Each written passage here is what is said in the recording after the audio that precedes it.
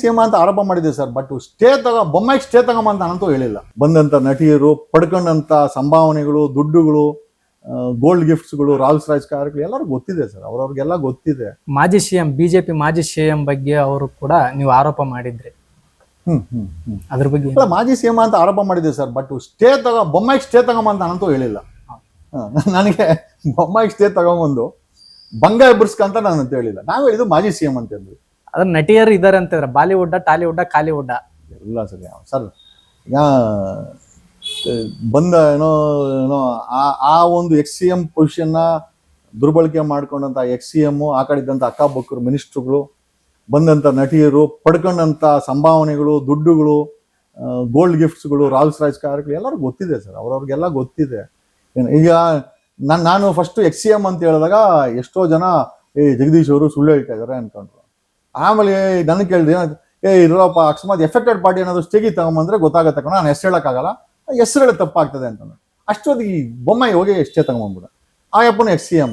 So ಈಗ ನಾನಂತೂ ಹೆಸರು ಹೇಳಿಲ್ಲ, ಆತನೇ ಹೋಗಿ ಸ್ಟೇ ತಗೊಂಬಂದು ಜನಗಳಿಗೆ ಎಲ್ಲ ಒಂದ್ ಕಡೆ ಅನುಮಾನವನ್ನ ಸೃಷ್ಟಿ ಮಾಡಿದಾನೆ.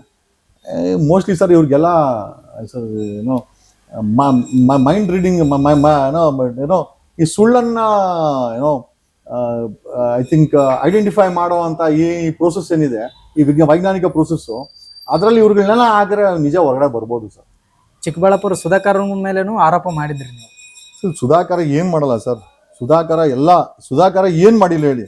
ಸುಧಾಕರ ಇಂಥದ್ದು ಮಾಡಿಲ್ಲ ಅಂತಿಲ್ಲ ಸರ್, ಎಲ್ಲ ಮಾಡಿದಾನೆ. ಏನಂತಂದ್ರೆ ಅದಕ್ಕೆ ಒಂದು ಒಳ್ಳೆಯ ಸರ್ಕಾರ ಬರಬೇಕು ಸರ್. ಇವ್ರನ್ನೆಲ್ಲ ಬೆಂಡೆತ್ತಬೇಕು, ಒಂದು ಸರ್ಕಾರ ಬರಬೇಕು ಸರ್. ನಾನು ಇಲ್ಲಿ ಅಡ್ವೊಕೇಟ್ ಆಗಿ ಕೂತ್ಕೊಂಡು ನಾನು ಆರೋಪ ಮಾಡಿ ನನ್ನೇ ತಗೊಂಡು ಒಳಗಡೆ ಹಾಕೋದು, ಆಮೇಲೆ ಈಚೆ ಬಿಡಿಸ್ಕೊಂಬರಕ್ಕೆ ಇಷ್ಟು ದಿನ ಆಯ್ತು. ನನಗೆ ಭಯ ಏನಿಲ್ಲ. ಬಟ್ ನಮ್ಮ ಹತ್ರ ಇರೋ ಕನಿಷ್ಠ ಅಧಿಕಾರದಲ್ಲಿ ಇಂಥ ದೊಡ್ಡ ದೊಡ್ಡ ವ್ಯಕ್ತಿಗಳನ್ನ ಆರೋಪ ಮಾಡೋದೇ ದೊಡ್ಡ ವಿಚಾರ ಸರ್. 6 ಕೋಟಿ ಕನ್ನಡಿಗರು ಕನಿಷ್ಠ ಹೋಗಿ ಆರೋಪ ಮಾಡೋಕ್ಕಾರೆ ಯಾರು ಮುಂದೆ ಬರಲಿ ಸರ್, ನಾನು ಒಪ್ಕೊಳ್ತೀನಿ ಸರ್. ಆರೋಪ ಅನ್ನೋದು ತುಂಬ ಕಡಿಮೆ ಕೆಲಸ ಅಲ್ಲ, ತುಂಬ ದೊಡ್ಡ ಜವಾಬ್ದಾರಿ. ಅದನ್ನ ನಾವು ಮಾಡ್ತಾ ಇದ್ದೀವಿ. ಅಧಿಕಾರ ಸಿಕ್ಕರೆ ಇವ್ರುಗಳನ್ನ ಎಲ್ಲಿ ಸೇರಿಸ್ಬೇಕು, ಎಲ್ಲಿ ಜೈಲಿಗೆ ಕಳಿಸ್ಬೇಕು ಅಂತ ಹೇಳಿ ಮಾಡ್ಬೋದು. ಬಟ್ ಆ ಅಧಿಕಾರ ಸಿಗಬೇಕು. ಅದರ ಒಂದು ತವಕದಲ್ಲಿ ನಾವೆಲ್ಲ ಇದ್ದೀವಿ ಸರ್. ಜನರು ಆರೋಪ ಮಾಡ್ತಿದ್ದಾರೆ, ಲಾಯರ್ ಅವರು ಸುಳ್ಳು ಹೇಳ್ತಿದ್ದಾರೆ, ಬ್ಲಾಕ್ ಮೇಲ್ ಮಾಡ್ತಿದ್ದಾರೆ ಅಂತ, ಸಾಕ್ಷಿನೇ ಇಲ್ಲ ಅಂತ ಹೇಳಿ ಆರೋಪ ಮಾಡ್ತಿದ್ದಾರೆ. ಸಿದ್ದರಾಮಯ್ಯನ ಕೇಳಿದ್ರೆ ಚೆನ್ನಾಗಿರೋದು ಸರ್ ಈ ಪ್ರಶ್ನೆನ. ಏನೋ ಸಾಕ್ಷಿನೇ ಇಲ್ಲದೆ ಏನೋ 40% ಆರೋಪ ಮಾಡಿ ಈಗ 50% ಆರೋಪನ ಡೆಪ್ಯೂಟಿ ಸಿಎಂ ಮೇಲೆ ಮಾಡಿದಾಗ ಕಪ್ಚುಕಿ ಇಲ್ಲ ಅಂತ ಹೇಳಿದ್ರೆ ಸಿದ್ದರಾಮಯ್ಯನ ಕೇಳಿದ್ರೆ ಚೆನ್ನಾಗಿರ್ತದೆ. ಆಮೇಲೆ ನಾನು ಯಾರನ್ನೂ ಪ್ರೂವ್ ಮಾಡೋಂಥ ಅವಶ್ಯಕತೆ ಇಲ್ಲ ಸರ್. ನಾನೇ ಒಂದು ಆಡಿದೆ, ನೀನು ನೀನೇ ಇಲ್ಲಿ ನಾನು ನಾನೇ. ಸೊ ಹಂಗಾಗಿ ಜನಗಳ ಮನಸ್ಸಿಗೆ ಬಿಟ್ಬಿಡೋಣ, ನಾನೇನು ಅದನ್ನ ಆರೋಪ ಮಾಡಕ್ಕೋಲ್ಲ. ಕೆಲ ನೀವು ಮಾಡುವ ಸಾಮಾಜಿಕ ಹೋರಾಟಗಳು ಜನರಿಗೆ ಇಷ್ಟ ಆಗಲ್ವಾ ಸರ್? ಇಷ್ಟ ಆಗಿರೋದಕ್ಕೆ ಸರ್ ಕನಿಷ್ಠ ಜೈಲಿಂದ ಬಂದ್ಮೇಲೆ ಕನಿಷ್ಠ ಇದೊಂದು ಒಂದು ಒಂದು ಒಂದು 40-50 ಇಂಟರ್ವ್ಯೂ ಇದೆ ಅನ್ಸುತ್ತೆ. ದಿನಕ್ಕೆ 1,000 ಕಾಲ್ಸ್ ಬರ್ತದೆ, ಒಂದು 4-5 ಸಾವಿರ ವಾಟ್ಸಪ್ ಬರ್ತದೆ. ಸೊ ಮನೆ ಹತ್ರಕ್ಕೆ ಬಂದು ಬೇಡ ಅಂದ್ರು ಮನೇಲಿ ಬಚ್ಚಿಕೊಂಡ್ರು ಕೂಡ ಈಚೆ ಕರ್ಕೊಂಡ್ಬಂದು ಹಾರಗಳಾಕಿ ಅವರೇ ವಿಡಿಯೋ ಮಾಡ್ಕೊಂಡು ಹೋಗ್ತಾರೆ. ಇದೆಲ್ಲ ಆಮೇಲೆ ರಾಜಕೀಯವಾಗಿ 2019ರಲ್ಲಿ ಬೆಂಗಳೂರು ನಾರ್ತ್ಗೆ ನಿಂತಿದೆ. 8,000 ವೋಟ್ ಕೊಟ್ಟಿದ್ದಾರೆ ಜನ. ಯಾವತ್ತು 8,500 ವೋಟ್ ಸಿಕ್ತು ಅವತ್ತು ಸದಾನಗೌಡ ಗೆದ್ದು 2019ರಲ್ಲಿ MP ಆಗಿ. ಎರಡನೇ ಪ್ಲೇಸಲ್ಲಿ ಕೃಷ್ಣ ಬೈರೇಗೌಡ ಕೊಡ್ತಾ, 3ನೇ ಪ್ಲೇಸ್ ನಮ್ದು. ಸೊ 8,500 ವೋಟ್ ಬಂದಿದೆ ಸರ್. ನನಗೆ ಗೊತ್ತಾಯ್ತು, ನನ್ನ ಮನಸ್ಸಿಗೆ ಅನಿಸ್ತು ನಾನೊಬ್ಬ ರಾಜಕಾರಣಿ ಅಂತ. ಸೊ ಹಂಗಾಗಿ ಜನರು ಕೊಟ್ಟಿರೋ ಮ್ಯಾಂಡೇಟ್ ಅನ್ನ ಮನಸ್ಸಲ್ಲಿ ಇಟ್ಕೊಂಡು ಜನರಿಗೆ ಇಷ್ಟ ಆಗಿಲ್ಲ ಅಂದ್ರೆ ಬೆಳೆಸ್ತಾರ ಸರ್. ಆ ಬಿಗ್ ಬಾಸ್ ಅಲ್ಲಿ ನೋಡಿ ಅಥವಾ ನಮ್ಮ ಮಾಡಿರೋ ಹೋರಾಟಗಳು ನೋಡಿ ಜನ ಇಷ್ಟಪಡ್ತಾರೆ.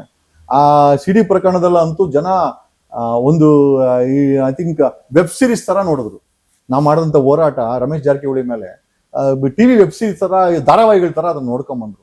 ಜನರಿಗೆ ಇಷ್ಟ ಇದೆ. ಅದಕ್ಕೋಸ್ಕರ ಇವತ್ತು ನಾನು ನಿಮ್ಗೆ ಇಂಟರ್ವ್ಯೂ ಕೊಡ್ತಾ ಇದ್ದೀನಿ ಸರ್. ಬಿಗ್ ಬಾಸ್ ಮನೆಯಿಂದ ಹೊರ ಬಂದ ನಂತರ ಒಳ್ಳೆ ಹೆಸರಿತ್ತು ನಿಮ್ಗೆ, ಫ್ಯಾನ್ಸ್ ಬೇಸ್ನು ಇತ್ತು. ಸ್ವಲ್ಪ ಸಮಯ ಕೆಲ ದಿನಗಳ ನಂತರ ನಿಮಗೊಂದು ಘಟನೆ ನಡೆಯುತ್ತೆ ಸರ್. ಈಗ ನನ್ನ ಬೆಳವಣಿಗೆ ನೋಡಿ ರಾಜಕೀಯ ಪ್ರೇರಿತವಾಗಿ ನನ್ನ ಮೇಲೆ ಅಟ್ಯಾಕ್ ಮಾಡಿಸಿ, ನನ್ನೇ ಅರೆಸ್ಟ್ ಮಾಡಿಸಿ, ಜೈಲಿಗೆ ಕಳಿಸಿ, ನನ್ನ ಡ್ಯಾಮೇಜ್ ಮಾಡಬೇಕು ಅಂತ ಅವ್ರು ಅನ್ಕೊಂಡ್ರೆ ಅವ್ರು ದಡ್ಡತನ ಸರ್. ನಾವು 0ಇಂದ 20 ವರ್ಷದಲ್ಲಿ 0ಇಂದ ಈ ಮಟ್ಟಿಗೆ ಬೆಳ್ಕೊಂಬಂದಿದ್ದೀವಿ. ಯಾರನ್ನೇ ಮುಗಿಸ್ಬೇಕು ಅಂತ ಅನ್ನೋದಾದ್ರೆ ಈಗ DK ಶಿವಕುಮಾರ ಜೈಲ್ಗೆ ಹೋಗಿ ಬಂದ್ಮೇಲೆ ಗೆದ್ದು ಡೆಪ್ಯೂಟಿ ಸಿಎಂ ಆದ. ಸೊ ನೀವು ಹೇಳೋ ಪ್ರಕಾರ ಅದು ನಿಜ ಆಗಿದ್ರೆ DK ಶಿವಕುಮಾರ್ ಗೆಲ್ಬಾರ್ದಾಗಿತ್ತು. ಜೈಲ್ಗೆ ಹೋದ್ಮೇಲೆ ನನಗಿಂತ ದೊಡ್ಡ ರಾಜಕಾರಣಿ, ಜನ ಓಟ್ ಹಾಕ್ಬಾರ್ದಾಗಿತ್ತು. ಜನ ಓಟು ಹಾಕೋರು, ಡೆಪ್ಯೂಟಿ ಸಿಎಂ ಆದ, ಈಗ ಲೈನಲ್ಲಿ ಸಿಎಂ ಗಿಂತವನು. ಸೊ ಹಂಗಾಗಿ ಜೈಲು ಅಥವಾ ಇದು ಏನೋ ನನಗೆ ತಿಳಿದಂಗೆ ಏನೋ ಇಮೇಜ್ ಡ್ಯಾಮೇಜ್ ಮಾಡೋ ಅಂಥ ಲೆವೆಲ್ ಏನಿಲ್ಲ ಸರ್.